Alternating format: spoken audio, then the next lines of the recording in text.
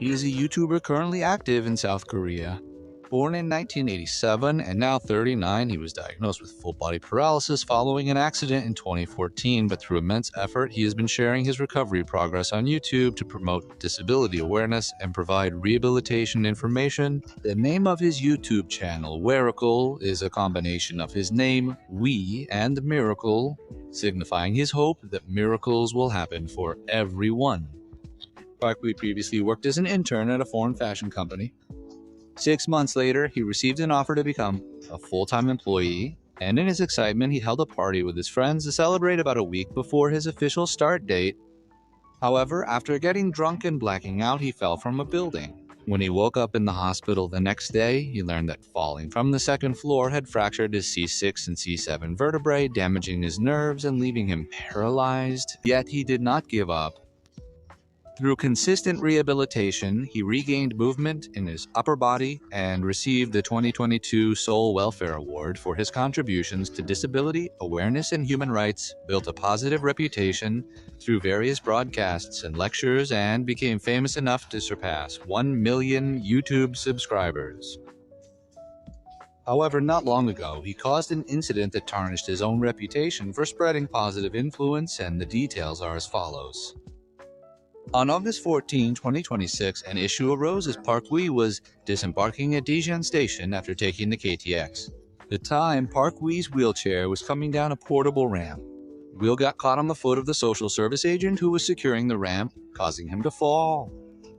He later released CCTV footage of the accident on his YouTube channel, claiming it was to improve accessibility for the disabled and prevent similar incidents. Immediately after the accident, the social service agent apologized sincerely, but Park Wee still posted the video stating that although the person didn't have malicious intent, he was angry that they had placed their foot on the ramp. This led to criticism that his targeting of a young social service agent in his early 20s was contradictory to his image as an advocate for the vulnerable. In fact, the mother of an autistic child who claimed to be a longtime fan commented that this incident seemed quite reckless. Many social service agents have high intelligence like my child, but didn't qualify for disability status, so they graduated from special education classes. It was pointed out that for some, the video could be another form of hurt or discrimination. A railway employee who identified as a train conductor also stated that social service agents simply use the provided wheelchair lifts, sometimes even using their feet to hold them steady to prevent them from lifting off the ground during operation.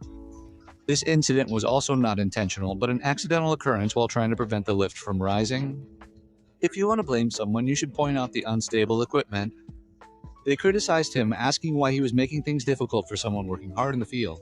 Eventually, due to negative public reaction, Park deleted the video in question and posted an apology on his YouTube community, stating, "I failed to consider the position of the worker who did their best to help me at the time and apologized politely.